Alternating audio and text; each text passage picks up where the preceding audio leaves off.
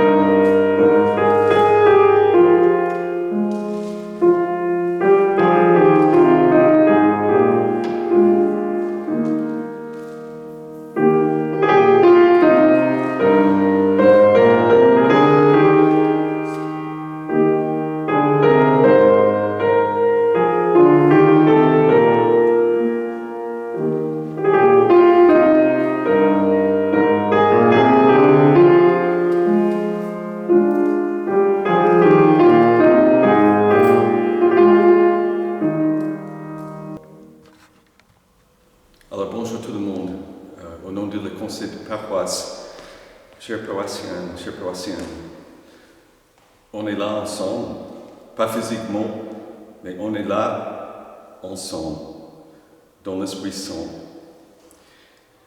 Et puis, je vous invite à la prière. Seigneur, tu nous as dit que quand il y a 2, 3 qui sont rassemblés dans ton nom, tu es là. Et là, Seigneur, on est là, plus que 2 et 3. On est là ensemble pour te dire merci. Et Seigneur, ce matin, de culte, ou bien quand on écoute cette culte, on sait que toi, tu es là. Et dans ces moments difficiles, compliqués, où on est tous cloués à la maison, nous prions, Seigneur, de rester avec nous. Donnez-nous le courage. Donnez-nous l'espoir, donnez-nous la foi. Et Seigneur, nous prions ce matin, surtout pour les gens qui sont malades, qui ont peur de ce qui se passe maintenant. On sait, on peut avoir confiance en toi, parce que toi, tu es toujours là. Même dans ces situations de crise, de difficultés, toi, tu es là, avec nous, pour nous.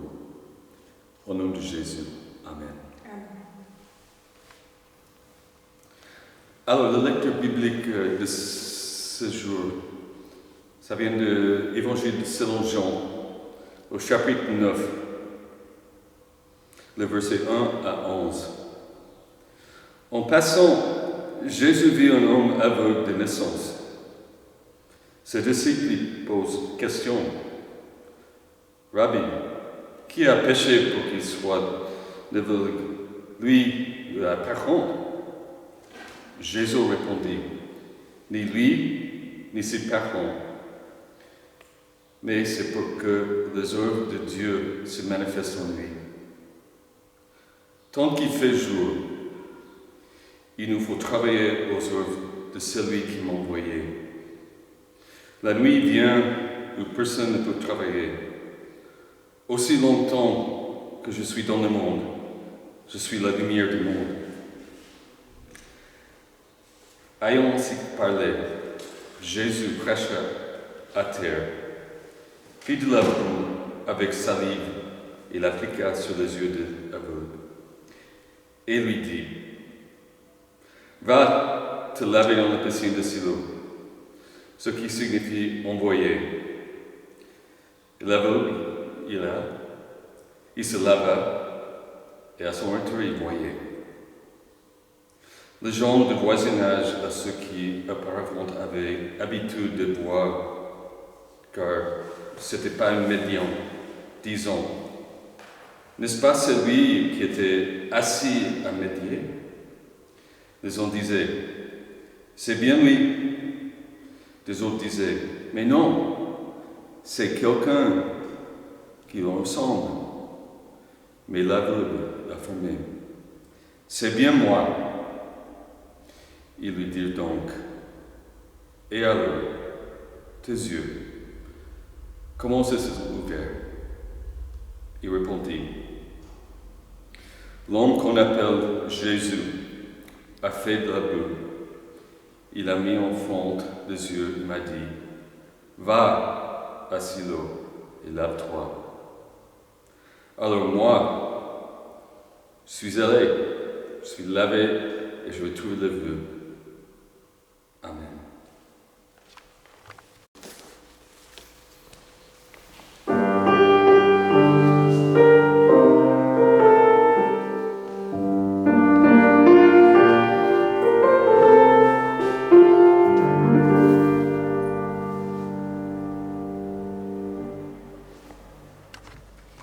Alors ça fait quelques jours qu'en Suisse, comme partout dans le monde, notre vie a complètement changé. Nous sommes plongés dans l'incertitude. Nous ne savons pas, par exemple, si nous allons tomber malades. Nous ne savons pas si nous-mêmes ou nos proches survivront. Et comment le système de santé tiendra le choc ces prochains jours, ces prochaines semaines, face à l'afflux des malades. Nous ne savons pas si nous aurons assez à manger, sans parler de la récession qui s'annonce. Toute cette incertitude nous plonge à des degrés divers dans un sentiment d'insécurité et de peur. Est-ce que nous ne ressemblons pas, du coup, depuis quelques jours, à l'aveugle de naissance dont parle le texte biblique de Jean 9? Comme l'aveugle, nous ne voyons pas notre chemin. Nous ne pouvons pas savoir si des pièges se cachent en route, si nous allons trébucher. L'aveugle de l'histoire savait probablement par expérience que le chemin, même le plus court, pouvait être parsemé d'embûches. Même si on a l'habitude de passer par le même endroit, celui-ci peut s'avérer dangereux. Mais un aveugle, pour réduire son sentiment d'incertitude, peut se procurer un bâton. Et nous, pour avoir moins peur, nous avons en général 2 bâtons, c'est-à-dire 2 stratégies. La première est que nous faisons des choix qui réduisent au maximum notre incertitude. Par exemple, ces derniers jours, on l'a vu, l'incertitude d'avoir assez à manger. Même si on nous assure qu'il n'est pas fondé, on voit que dans les magasins, les rayons pour les pâtes, le riz, se sont vidés très rapidement. Voir des rayons de magasins vides augmente la peur du manque et encourage davantage à faire des réserves. La deuxième stratégie est celle de faire comme tout le monde. Voir des gens faire des réserves, les rayons se vider, nous encourage à faire pareil. Jésus ne propose pas à l'aveugle de naissance une autre béquille. Il cherche à faire bien plus que cela. Jésus veut illuminer sa vie. Jésus dit « Je suis la lumière du monde ». Jésus est en train de donner une nouvelle vision, une nouvelle manière d'appréhender le monde. Jésus n'est pas en train de nier la peur, de nier le tâtonnement qui existe dans nos vies, qui est réel. Il n'est pas en train de les dénigrer. Il sait que nous avons besoin de sécurité. Il sait que nous avons besoin d'être rassurés. Pour que l'aveugle de naissance puisse ouvrir ses yeux à la lumière du monde, Jésus fait deux choses. La première, c'est qu'il met de la boue sur les yeux de l'aveugle. La boue, la terre, c'est ce qui a permis à Dieu de créer l'être humain. En prenant de la boue pour l'appliquer sur les yeux de l'aveugle, Jésus est en train de lui créer une vision qui lui manquait et qui n'existait pas chez lui jusqu'à présent. Comme certains se font des lunettes pour mieux voir, l'homme aveugle a accepté de se laisser fabriquer des yeux pour voir une lumière bien spéciale, la lumière du Christ. La lumière du Christ, nous pouvons nous aussi la contempler, pour autant que nous acceptions de recevoir de nouveaux yeux, pour autant que nous acceptions de croire que nous sommes des êtres finis, des êtres limités, des êtres qui ne sont pas complets, qui ne sont pas parfaits. Mais notre vision est incomplète. Notre vision est incomplète tant que nous n'avons pas accepté le Christ comme bonne nouvelle, comme lumière dans nos vies. Et la deuxième chose, c'est que pour accéder à la lumière, l'aveugle de naissance a sa part à faire dans le processus de guérison, de création. Il doit aller à la piscine de Siloé pour se plonger dans l'eau. Il en sortira comme né de nouveau. Comment ne pas faire un lien avec la plongée dans les eaux du baptême? Une plongée dans des eaux qui offrent une nouvelle vie, une nouvelle perspective, une nouvelle manière de voir le monde. Désormais, cet homme ne vivra plus dans les ténèbres, mais sera orienté vers la lumière que le Christ nous offre, lui offre. Il nous l'offre à nous aussi. Jésus est aussi la lumière de notre monde. Celui qui a accepté de tourner les yeux vers cette lumière ne marche plus dans les ténèbres. Il n'a plus besoin de béquilles. Celui qui tourne son regard vers Jésus-Christ vit une vie nouvelle. Il ne vit plus pour lui-même. Il ne vit plus seul. Il est non seulement accompagné, mais il se découvre aimé, éclairé. Où que vous soyez, quelles que soient les circonstances de votre vie qui pourraient vous faire trébucher à cause de la peur, à cause de l'incertitude, n'ayez pas peur. Dieu est là. Dieu est votre lumière, est votre salut. Amen.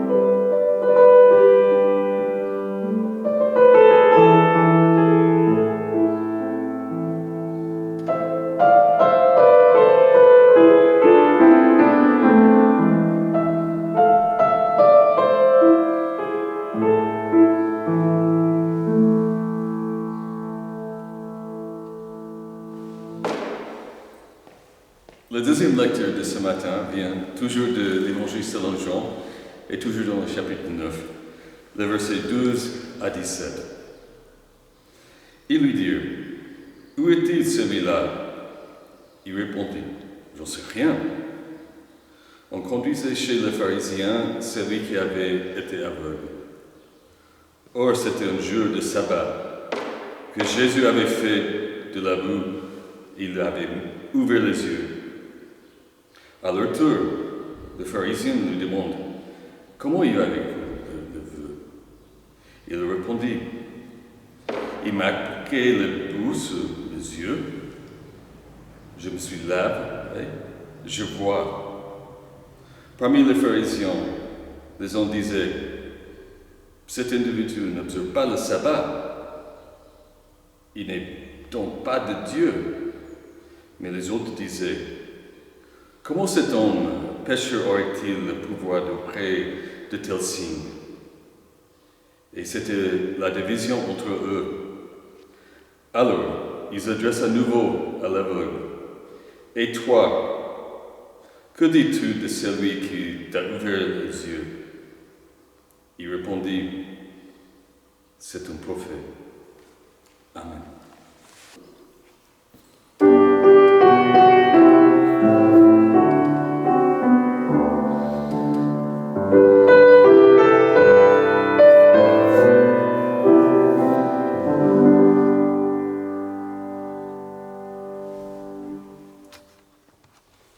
Et si le Shabbat était le moment le plus sacré de l'existence, que penser de cet arrêt ? Arrêter de voyager, arrêter d'acheter, de vendre, renoncer l'espace d'un instant à transformer le monde pour le laisser tel qu'il est.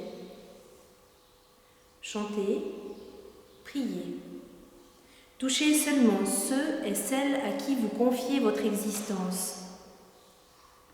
Recentrez-vous, et quand votre corps sera devenu immobile, tendez votre cœur. Le ressentez-vous ? Sachez que nous sommes connectés de des manières qui sont belles et terribles à la fois. Sachez que nos vies sont entre les mains les uns des autres. Tendez votre cœur, tendez votre parole. Tendez vos oreilles pour percevoir tous ces mouvements de compassion qui bougent de manière invisible. Promettez à ce monde votre amour, pour le meilleur ou pour le pire, dans la maladie comme dans la santé, aussi longtemps que nous vivrons tous.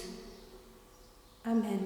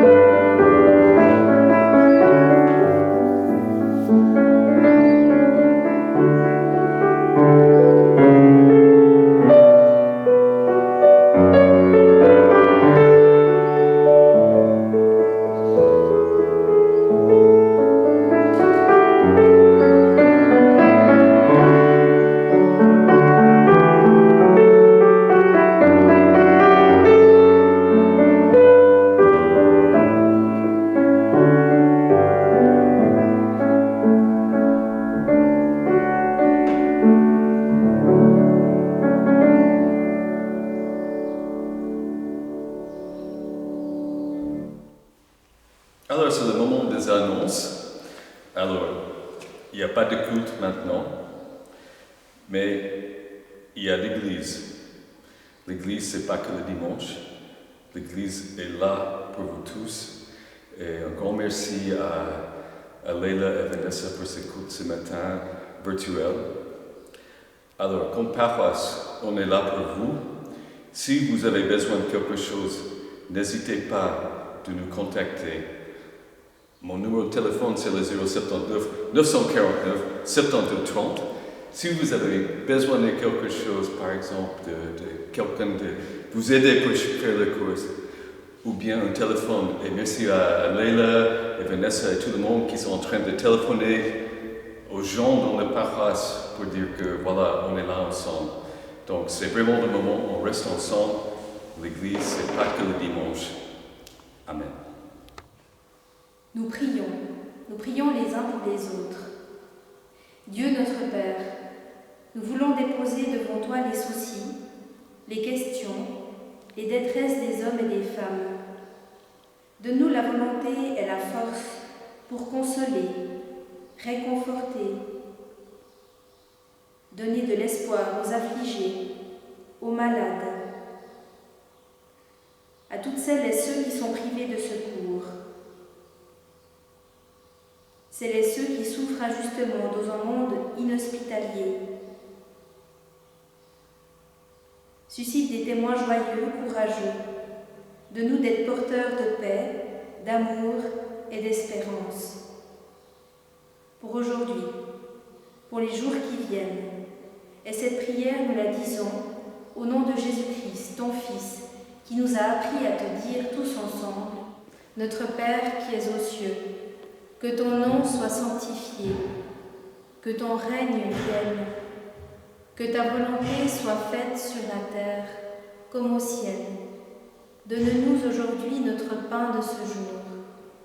Pardonne-nous nos offenses, comme nous pardonnons aussi à ceux qui nous ont offensés.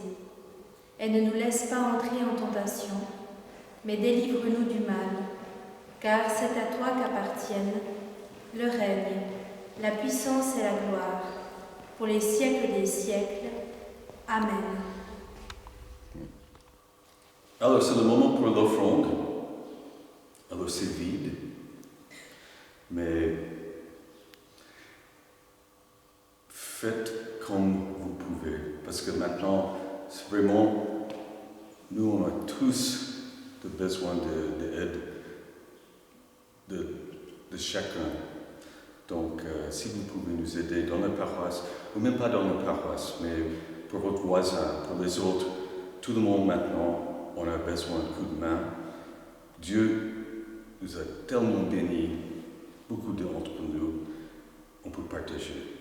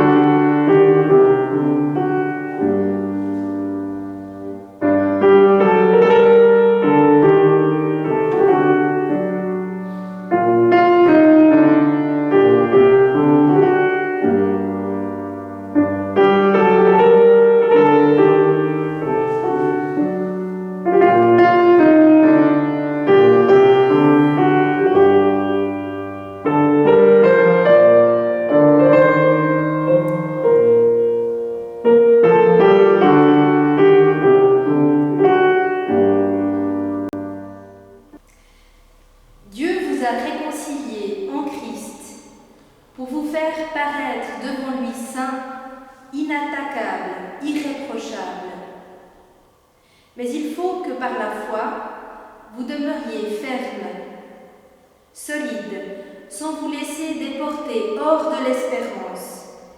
Que le Dieu de l'espérance vous donne sa lumière. Allez, au nom du Père, du Fils et du Saint-Esprit. Amen.